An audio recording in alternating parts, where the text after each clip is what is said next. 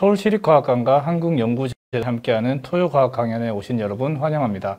저는 오늘 진행을 맡은 서울시립과학관 이준하입니다. 오늘도 많은 분들이 참여해 주셨네요. 모두 환영하고 반갑습니다. 오늘도 현장에 반가운 분들이 찾아왔는데요. 한번 만나볼까요? 우리의 든든한 과학관 에듀 서포터즈 친구들을 소개합니다. 자기소개 한번 부탁드릴까요? 저희는 서울시립과학관 에듀 서포터즈 서유진, 이수열입니다. 혹시 오늘 유진님은 어떤 계기로 패널로 참여하시게 되었나요? 저는 원래 환경오염에 관심을 가지고 있었는데요. 이번 주제가 환경오염 중에 대기오염과 밀접하게 연관이 있다고 생각이 되었고, 그리고 단순히 대기오염만 배우는 게 아니라 다양한 과학자나 다양한 과학 개념을 배울 수 있을 것 같아서 참여하게 되었습니다. 그러면은 수열님은 어떻게 패널에 참여하게 되었나요?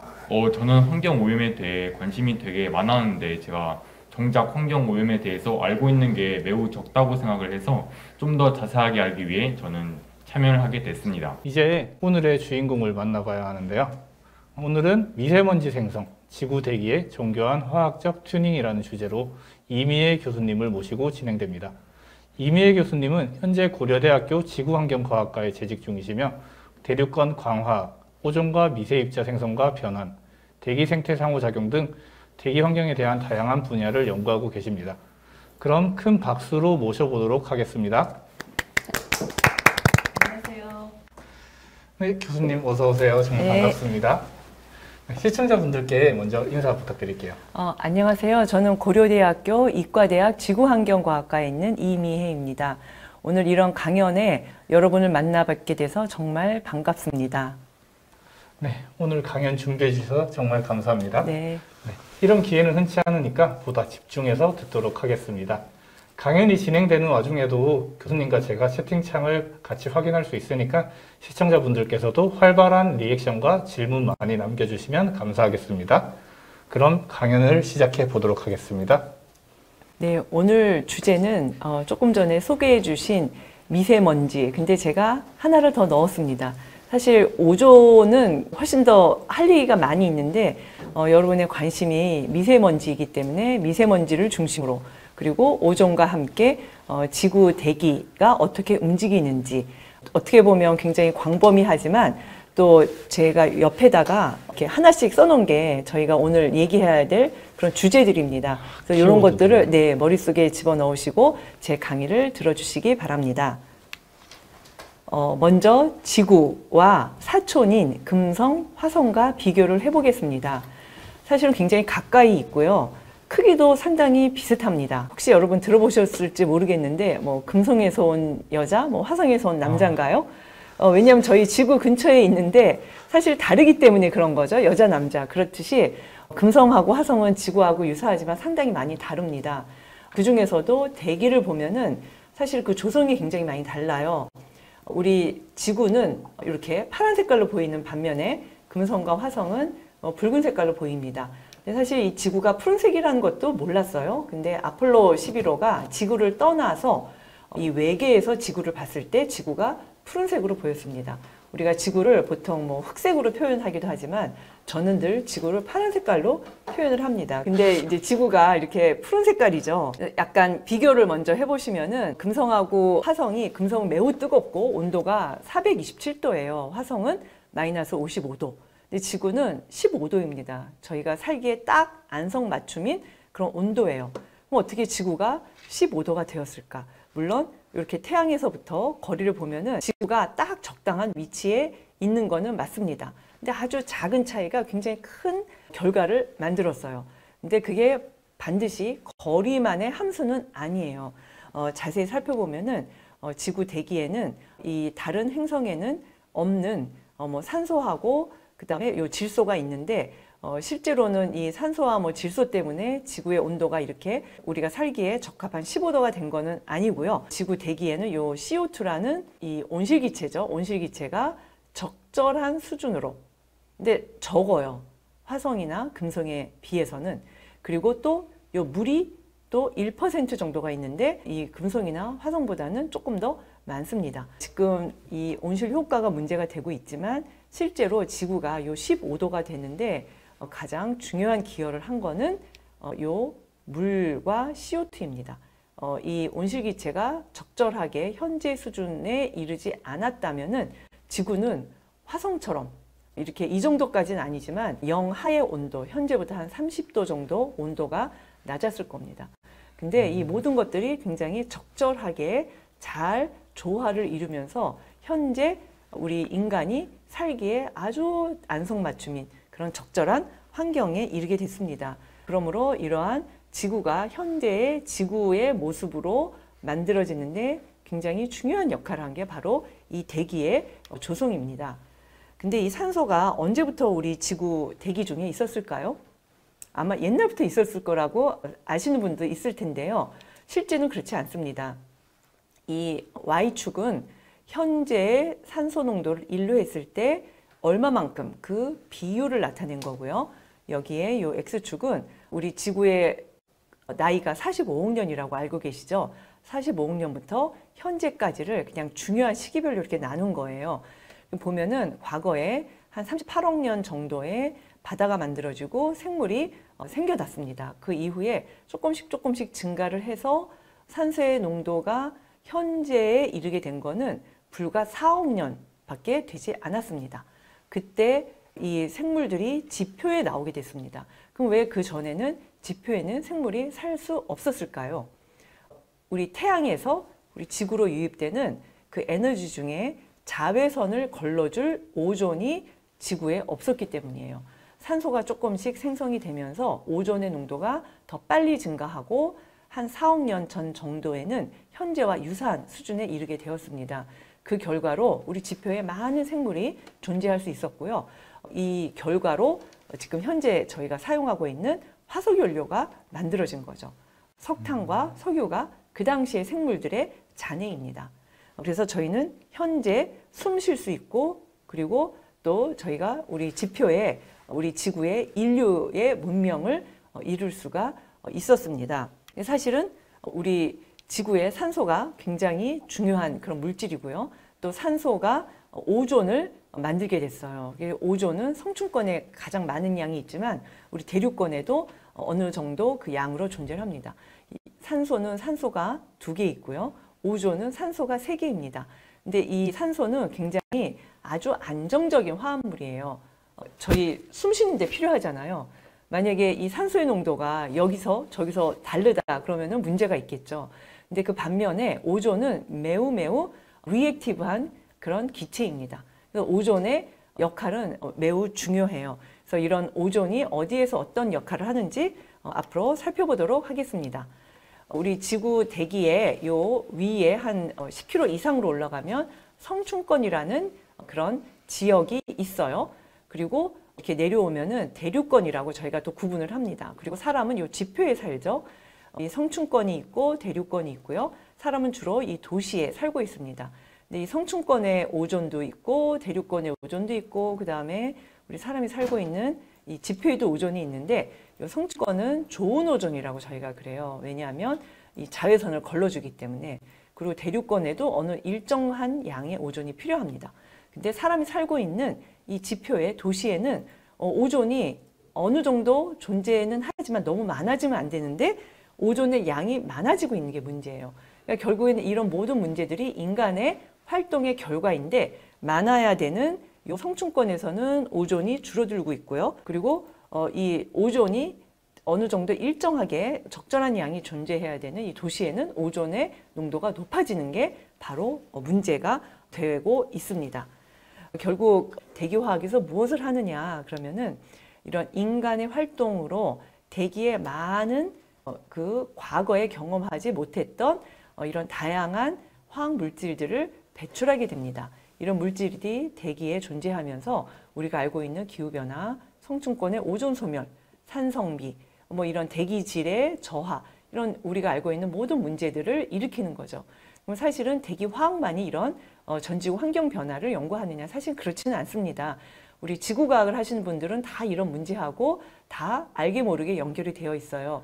근데 대기의 특성이 굉장히 빨리 움직이는 겁니다. 일단 인간이 대기에 어떤 물질을 배출을 하면 그 물질은 1년이면은 전 지구에 다 섞이게 돼요. 그 속도 때문에 이런 환경 문제가 사실은 굉장히 가속화될 수도 있다고 이렇게 볼 수가 있는 거죠. 그래서 결국에는 대기 화학의 궁극적인 목적은 이런 전 지구적인 환경의 변화가 왜 일어나고 우리가 그런 환경 문제를 어떻게 해결할 수 있는지 이제 그런 우리한테 당면 문제를 해결하는 것이 되겠습니다. 그 오존이 우리한테 알려지게 된 거는 얼마 되지 않았습니다. 여기 보면 1870년이 시작입니다. 이렇게 쭉 따라가 보면은요, 이게 오존의 연대기라고도 볼 수 있어요. 요 검정색은 오존하고 관련된 과학적인 사실을 적어 놓은 거고요. 빨간색은 관련되는 물질, 그리고 초록색은 국제적인 어떤 활동을 표시를 해 놓은 것입니다. 저희가 하나 좀 짚고 넘어갈 거는 1957년, 8년 IYG라고 해서요. 국제지구회로 지정이 되었습니다. 이게 왜 중요하냐면 저희가 알고 있는 성층권의 오존 소멸 그리고 지구온난화가 다 요 해하고 관련이 됩니다. 그거는 앞으로 제가 설명을 드리도록 하겠습니다. 그리고 지금 이렇게 쭉 시간이 지속이 되면서 성층권 오존 구멍이 알려지게 됐고요. 그리고 또 그 중에 CO2가 많아지면서 기후변화를 유발한다는 것을 알게 됐죠. 성층권의 오존 소멸은 한 60년, 한 70년 경에는 사라질 걸로 저희가 전망을 하고 있습니다. 이 성층권 오존은 자외선 차단제입니다. 요즘에는 여름에 자외선 차단제를 다 바르잖아요.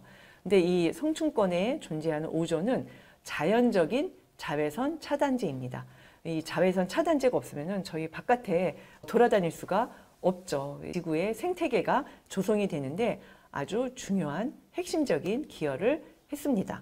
이런 오존은 1840년에 독일의 과학자 쉔바인이 발견을 했어요. 냄새가 난다는 그런 뜻입니다. 여러분 오존이 어떤 냄새인지 궁금하시면 복사기 옆에 가서 복사할 때 어떤 냄새가 나는지 한번 냄새를 맡아보시기 바랍니다. 그 냄새가. 네. 그리고 대기 중에 이 오존이 존재한다는 거는 여러분 양자역학하면 굉장히 어려워 보이잖아요. 이런 물리학자들이 다 무엇을 연구를 했을까요? 우리 지구에 있는 그런 빛, 또 지구의 에너지, 또 그런 것들을 다 모든 그 대상, 관찰 대상이 지구에 있는 것들이에요. 이 양자역학 굉장히 유명한 그런 과학자인데요. 지구에 들어오는 태양 에너지 중에서 있어야 되는 이 짧은 자외선이 관측이 되지 않는 거예요. 그래서 도대체 이게 어떤 일이 발생하고 있는 거냐. 그러면서 사실 이 지구 대기 중에 이런 오존이 존재한다는 것을 알게 됐습니다. 그러면 왜 성층권에 그렇게 많은 양의 우리 대기 중에는 이 정도의 오존이 존재하지 않거든요. 이렇게 많은 이 자외선을 흡수하려고 그러면은 실제 우리 지구 대기 중에는 더 많은 오존이 존재해야 되는데 지표에는 이렇게 많은 오존이 존재하지 않아요. 근데 그 오존이 이 성층권에 존재한다 하는 거를 처음으로 말씀하신 분이 이 챈프만이라는 영국의 과학자이십니다. 이게 1930년대입니다. 이 성층권에는 굉장히 짧은 자외선이 많이 존재를 해요. 그래서 이 자외선이 산소하고 반응을 해서 오존이 만들어지는 겁니다. 지금도 이 성층권에는 많은 양의 오존이 만들어지고 오존이 또 없어지고 그러면서 이 균형을 이루고 있어요. 우리가 알고 있는 오존은 과거에 존재하던 오존이 아닙니다. 끊임없이 만들어지고 끊임없이 또 소멸이 되고 그 생성과 소멸에 일정한 균형을 이루고 있고요. 그 일정한 균형으로 만들어지는 오존이 이 겨울철이 되면은 또 봄철, 이른 봄철에 많이 소멸이 되면서 남극의 오존 구멍이 생성이 된 거예요. 우리 지구 대기를 이렇게 북극과 남극이에요. 위도에 따라서 그 다음에 1월부터 12월까지 이 시기별로 나눠 보면은 사실 이 북반구의 겨울철에 오존 농도가 가장 높습니다. 여기는 남반구고요. 요거는 성층권의 그 공기의 움직임하고 관련이 됩니다. 이렇게 농도가 높아야 되는데 어느 날 보니까 이렇게 많아야 되는 오존의 농도가 이런 식으로 줄어든 거예요. 이 시기가 이른 봄철입니다. 남반구에는 한 10월 정도 되고요. 북반구는 한 3월 정도가 됩니다. 이 이른 봄철에 해당하는 시기가. 이 많은 양의 오존이 사라진 거예요. 그래서 이건 이제 문제가 심각하다. 이렇게 오존이 다량 소멸이 되면 이거는 지구의 어떤 하나의 증상이잖아요. 지구가 정상이 아니라는 그런 증상이죠. 그래서 UNEP에서 이런 다양한 국제적인 그런 협력을 시작을 했어요. 그래서 우리가 알고 있는 몬트리올 의정서가 1987년에 채택이 되었습니다. 이런 다양한 종류의 오존을 소멸하는 물질들을 이제는 우리가 이거를 더 이상 사용하면 안 되겠다. 근데 이런 물질들은 실제 처음에는 원더가스라고 불렀어요. 인간에게 아무런 나쁜 영향을 끼치지 않고 그러면서 인간에게 많은 또 혜택을 주죠. 우리가 알고 있는 냉장고에 냉매로 사용이 되고요. 또 이런 스프레이에 또 사용이 되는 물질로 듀퐁 회사에서 만들었어요. 근데 이게 만들어진 지 한 50년 정도밖에 되지 않았는데 이렇게 지구에 많은 영향을 주는 물질로 규정이 되었고 이제는 더 이상 이거를 사용하지 말자 하는 전 세계적인 그런 규약을 만들게 됐습니다. 그래서 이런 그 남극 오존 구멍이 만들어지는 이유를 또 발견한 과학자들에게 1995년에 노벨 화학상이 수여가 됐습니다. 독일의 폴 쿠누첸 박사님, 또 미국의 셜리 롤런드 박사님, 그리고 또 미국에 함께 일하던 분이에요. 이 두 분은 그 마리오 몰리나 박사님, 이분은 멕시코의 과학자라서 지금 멕시코로 돌아가서 멕시코의 대기 오염의 연구를 주도하고 계십니다. 그 셜리 롤런드 교수님은 고려대학교 2005년 100주년 기념식 때 오셔서 강연을 해주셨고요. 또 이 폴 쿠누첸 박사님도 그 우리나라에 몇 번 방문을 하셨습니다. 그때 2002년에 제주에 함께 방문을 했었어요. 마리오 몰리너 박사님만 멕시코에서 그 연구를 하고 계십니다. 이 남극 오존 구멍 한 2060년, 70년 정도 되면은 정상으로 돌아온다고 제가 말씀을 드렸는데요. 요 파란 색깔은 비정상이에요. 원래는 요 색깔은 이렇게 한 500 정도에 해당하는 빨간색이 되어야 됩니다. 2011년, 12년, 13년 이게 시간이 되면서 약간 변화는 있지만 이렇게 빨간색이 되돌아오고 이 파란색이 면적이 줄어들고 있어요. 사람들이 이제는 점점 원상 복귀가 되고 있구나 다들 기뻐했는데 2020년 우리 모두에게 어려움을 준 팬데믹 해였죠. 근데 다시 커졌어요. 네, 갑자기 커졌습니다.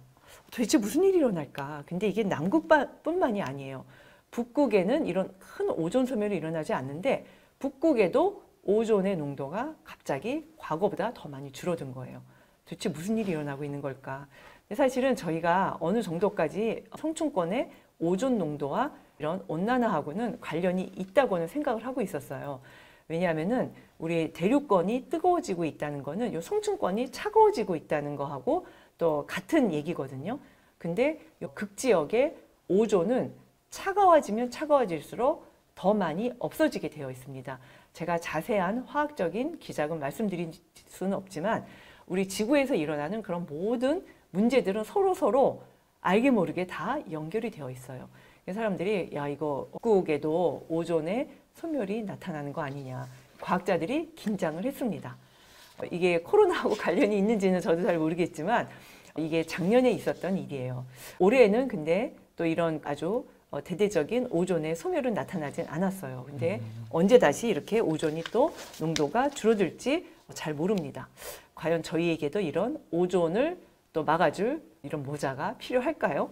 이런 모자를 쓰지 않게 되기를 다 바라죠. 그래도 아까 전에 고승준 님이 네. 약간 오존 구멍 생기는 거 보고 약간 네. 탈모 이야기도 하시고 그렇죠. 산성비도 과거에 산성비도 맞으면 그 탈모가 생긴다고 비 맞으면 절대로 안 된다고 했어요. 걱정이 될 수밖에 없죠. 원래는 이런 그 남극 오존 구멍이 등장했을 때 대기권의 염소기의 농도예요. 저희가 많은 노력을 해서 이제는 한 2060년, 한 70년 전에는 남극의 오존 구멍이 사라질 걸로 그렇게 예측을 하고 있습니다. 여러분 다 기억을 했다. 아마 이때면은 전 지구적인 그런 축제가 있지 않을까 그렇게. 구멍이 사라지는 거죠? 오존이 사라지는 게 아니라? 네, 구멍이. 그리고 또 하나 제가 말씀드리고 싶은 거는 이 오존 구멍이 1년 365일 계속 있는 게 아니고요. 특정한 시기에만 이 오존 구멍이 나타납니다. 북반구 같으면 한 3월 정도고요. 그 다음에 남반구는 한 10월에 해당이